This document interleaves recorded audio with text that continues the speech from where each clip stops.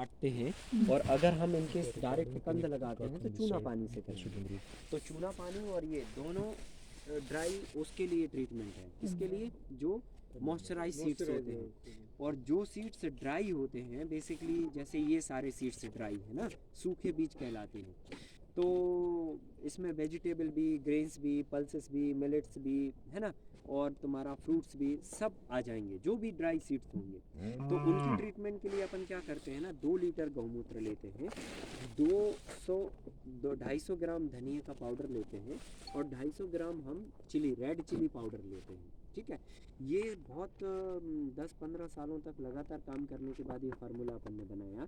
इसके पहले हमने और 4-5 तरीके के फार्मूले बनाए, लेकिन उन सभी फार्मूले में कुछ ना कुछ फॉल्ट था, है ना। कोई में तो कुछ था, कोई में कुछ था, कोई में कुछ था। ये फुल एंड फाइनल कंप्लीट अपना फार्मूला है। इस फार्मूले में सिंपली अपन क्या करते हैं ना कि 2 लीटर काऊ यूरिन ले लिया, 250 ग्राम 250 ग्राम हमने रेड चिली पाउडर, और 250 ग्राम हमने ले लिया कोरिएंडर पाउडर। ये तीनों को आपस में हम क्या करेंगे, मिला के पेस्ट बना देंगे, और पेस्ट बनाने के बाद हम क्या करेंगे, इसको 10 मिनट तक हम रखेंगे। उससे क्या होगा, इसकी जो प्रॉपर्टी है ना वो इसके अंदर गौमूत्र में निकल के आ जाएगी। ठीक है, तो मोटा मोटी ये है कि हमें इसका पेस्ट बनाना। अब हम जो है ना डाल देते हैं इसको ताकि ये बनने लग जाए। लगभग ये अभी 1 लीटर के आसपास अपन यूरिन ले रहे हैं, और उसके हिसाब से हम जो है ना ये धनिया पाउडर और ये ले रहे हैं। अब हम इसको क्या करेंगे, हल्का सा इसको घोल देंगे, मतलब इसमें प्रॉपर ऐसे मैश कर देते हैं। ये हमने ऐसे मैश कर दिया है ना, इसको तसले में कर देते हैं। ये तसले का मटेरियल इसमें डाल दीजिए, इस पर डाल दीजिए। ये अपने इसमें नोट में है क्या? हाँ, नोट्स में भी है ये, तो लिखने का जरूरत नहीं। ये देखिए इसमें डाल दीजिए। अब देखो इस प्रॉपर्टी को समझिए पूरा। ये इसका जो मीनिंग है ये है कि जो गौमूत्र होता है ना वो एक एंटीबायोटिक प्रॉपर्टी है उसके अंदर। ठीक है ना। फिर उसके बाद जो इसमें धनिया पाउडर है वो एंटी फंगल का काम करता है, फफूंद वगैरह ये रोकेगा, है ना, फंगस को कंट्रोल करेगा। और जो रेड चिली पाउडर है वो क्या करता है कि मतलब जो है ना, जैसे आप किसी भी सीड्स के ऊपर आप इसको लेप कर देंगे तो वो सीड्स का प्रोटेक्शन होगा इंसेक्ट को लेकर। जैसे बहुत सारी चींटियां होती हैं कई बार, जैसे आपने टमाटर के छोटे छोटे सीड्स डाले तो चींटियां क्या करेंगी, वो अपना बिल में खचोड़ खचोड़ के ले जाती हैं, अगर मिट्टी में चींटियां हैं तो, है नहीं।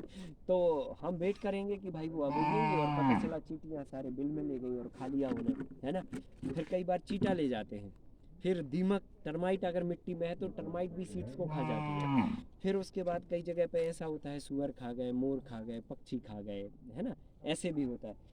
तो ये जब अपन लेप लगा देते हैं ना तो ये सब इंसेक्ट से इसका प्रोटेक्शन होता है। और फंगस, फफूंद या जो भी बैक्टीरियल वायरल डिसीज का मसला है वो गौमूत्र और हमारा धनिया पाउडर हैंडल करता है। तो सीड का 100% प्रोटेक्शन होता है। अगर सीड क्वालिटी है तो 100% वो जर्मिनेट होगा। इंसेक्ट और बाकी फफूंद की लपेटे में ये नहीं आएगा। 100% जर्मिनेट होगा अगर वो सीड मतलब क्वालिटी है। अब वो सीड का ही 90% ऑलरेडी क्वालिटी है जर्मिनेट होने का, तो उसको फिर नहीं कुछ कर सकते। हाँ, पर अगर कोई इंसेक्ट लेके जा रहा है, कोई कुछ जीवाणु कीटाणु अगर कुछ ऐसा हो रहा है तो वो नहीं होएगा। तो ये कंप्लीट एक अच्छा बढ़िया सॉल्यूशन प्रोटेक्शन है। और इसमें अपन बहुत सारी ये चने की स्पीसीज़ है हमारे पास, तो करीब 7 वैरायटी के चने हमारे पास हैं टोटल। ये सफ़ेद चना है, फिर उसके बाद वो नॉर्मल चना है, फिर एक खजवा चना है, फिर ये हरा चना है, फिर ये सिंपल ब्लैक चना है, फिर ये भी एक नॉर्मल चना है। तो और ये वो क्या बोलते हैं इसको, नहीं काबुली नहीं है, ये फोड़ा चना है, इसको फोड़ा चना बोलते हैं। ये आप इसको रेत में डालेंगे ना, ये पॉपकॉर्न की तरह फूलता है ये चना, इसको फोड़ा चना बोलते हैं। हाँ, काबुली चना अलग होता है, और काबुली चना का छोटा पार्ट ये है, ये उसकी बहन है, समझ लो, छोटी मम्मी का बेटा है। हाँ। सर इसमें बहुत सारे में डंक लग गया, वो जगेगा कि नहीं? ये जमेगा। डंक जो है ना यहाँ नहीं लगना चाहिए, देखो मैं बता, सामने वाले हिस्से में ये डंक है ना इधर, ये जमेगा, अगर ये डंक यहाँ पे होता, ये प्लाज्मा इसका यहाँ पे होता, कहाँ पर सर हाँ, दिखाइए। ये नोक जो होती है ना, हाँ हाँ ये नाक टॉप पर। की नोक पर डंक नहीं होना चाहिए, प्लाज्मा यहाँ होता है, अगर यहाँ हुआ तो चलेगा। डंक ऐसा। कौन सा होता है सर? नाक के डंक जो चोटी पे कीड़े का डंक है, नहीं वो- होना चाहिए। ये हवा लगती है ना तो कीड़े बनते हैं। अभी हमारे पास एकदम फ्रेश वाला मटेरियल भी है जो हाँ। मतलब जिसमें हवा नहीं लगी, पर क्या है अभी ये घर के उपयोग के लिए बोना है तो ठीक है, अपन बो देंगे, वो जर्मिनेट तो हो ही जाएगा, कोई ऐसा दिक्कत नहीं है उसमें। तो इसको मिक्स करके स्टोर करके रखने के लिए स्टोर के लिए हम आपको पूरी मेथड एक्सप्लेन करेंगे, स्टोरेज किया हुआ भी दिखाएंगे। उसमें क्या Fresh उपचार, material उसको रखा उपचार है। करने के लिए अलग है? नहीं, उपचार यही होगा। हाँ, इसमें एक चीज ध्यान रखो, जो ट्रीटमेंट है ना वो ट्रीटमेंट, अरे ये काला वाला सही वाला भी लेके आओ ना, हाँ एक तस्वीर में लेके आओ। तो जो उपचार सॉरी जो हम ट्रीटमेंट करेंगे ना, हाँ। ट्रीटमेंट के पहले एक थेरेपी है, उसको बोलते हैं सन थेरेपी। वो आप बीज को 3 घंटा कड़ी धूप में पहले धूप दिखा के फिर उसके बाद उसका ट्रीटमेंट करो, माने कि उपचार करो। तो आपको सिंपली क्या करना है, कोई भी बीज जब आप खेत में बोएंगे, ये कंडीशन केवल ड्राई सीड्स के लिए है, ना कि मतलब गीले वाले बीजों के लिए, मॉइस्चराइज सीड्स के लिए नहीं है, केवल ड्राई बीजों के लिए है। तो आप क्या करोगे, 3 घंटा उन्हें धूप में पहले सुखाओगे, धूप दिखाओगे यानी कि, और धूप में दिखाने के बाद फिर उनको ट्रीटमेंट करोगे और फिर उसके बाद आप बुआई करोगे। धूप मतलब ऐसे फैला के बस पतला पतला फैला के खाली सनलाइट आपको दिखानी है, और फिर उसके बाद इसका लेप उसके ऊपर करना है, और लेप करने के बाद फिर अगेन आपको वो मतलब वो करना है। सर इसको भिगो के रखना है, किसको? ये जब यूरिन और ये ये 10 मिनट रखना है इसमें, हाँ। ताकि मिर्ची का जो तीखापन है हाँ। या इसका जो वो है मतलब प्रॉपर्टी है वो यूरिन में उतर जाए, ओके। रस बन जाए बेसिकली हाँ, उसका। हाँ। और फिर जब हम इसके ऊपर लेप करेंगे ना, तो लेप करके भी 10 मिनट रखें, ताकि इसके ऊपर स्किन पे वो चीज़ जो है ना ड्राई हो जाए, सूख जाए। ऐसा नहीं कि अपन ने लेप किया और उठा के बो दिया, अब फिर वो जाके मिट्टी में छूट जाएगा, हाँ। छूट जाएगा तो फिर वो फायदा नहीं करेगा। ये सूख जाना चाहिए प्रॉपर, तब जाके आपको बोना है। तो ऐसे करना होता है इसका, ठीक है। तो इस तरीके से हम लोग जो है ना बीजों को ट्रीट करेंगे, और ट्रीट करके फिर हम 10-15 मिनट के बाद इनको स्टोरेज करके और फिर जाके बोएंगे, ठीक है। धूप नहीं दिखानी होती है, पर ऐसी लाइट चलेगी, ये धूप नहीं है, ये तो बस मतलब ऐसे भी आप फैला के रख सकते हैं और छाया में भी फैला सकते इसको सर आपने पहले धूप से अच्छा कड़क किया। हैं। हाँ हाँ हाँ हाँ, ये सब धूप दिखा के इसको अभी बोना है रखे हुए सर? थे। हाँ, हम लोग बोएंगे, पर और अभी नहीं, जो- अभी ट्रीट करके रख देते हैं, फिर लंच के बाद सेकंड हाफ में बोएंगे। मतलब ये जैसे 10 स्टोर मिनट्स का करके टाइम, रखना है, 1 उस घंटे बीज तक के लिए भी मतलब यही उपचार हाँ, है फिर क्या? आप 6-7 घंटे भी रख सकते हैं। अच्छा। ये भी हाँ। वर्षन है। ऐसा नहीं है कि आपको 10 मिनट के बाद ही बोना है, और ये भी नहीं कि 10 मिनट के बाद ही आपको डुबाना है। हाँ। ये भी 4-5 घंटे रखा रहा तो कोई प्रॉब्लम नहीं है।